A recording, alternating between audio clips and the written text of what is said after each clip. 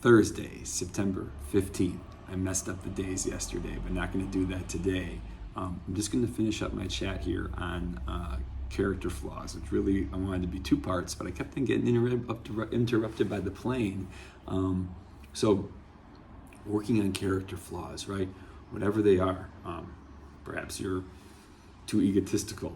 Perhaps you're selfish. Perhaps you're dishonest. Perhaps you're judgmental. Those were things that when I was in active addiction, those were a big part of my personality. Maybe a lot of people didn't notice. I did a decent job covering those things up, but in sobriety and working through those character flaws, I've found a lot of inner peace. And again, I talked about this yesterday. I think that everybody has addiction. Depends on whether there are positive things in your life or negative impacts. And working on those character flaws, whether you're in recovery or not, can give you, like I said, such inner peace and a way of being at peace, being at peace with yourself, and in turn you can go spread and be of service to other people in the world.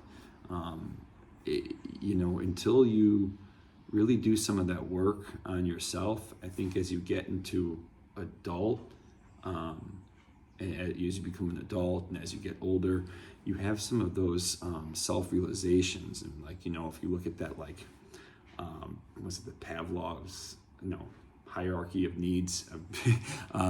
You have your basic needs, and as you climb that pyramid, right, you're looking for self-actualization, how you can actually be your best self.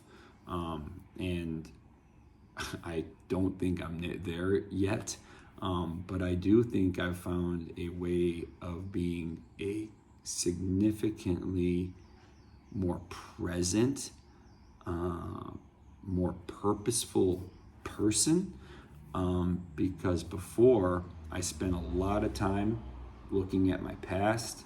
I spent a lot of time worrying about the future, and man, was that exhausting. And I never gave myself the time to just be where I'm at. I was always looking to the next trip, or I was looking at the last thing I did and who I hurt, and then I would try to drown out those feelings. Now I'm stuck with myself. And that's okay. I realized I don't not like myself. I actually love myself quite a bit now.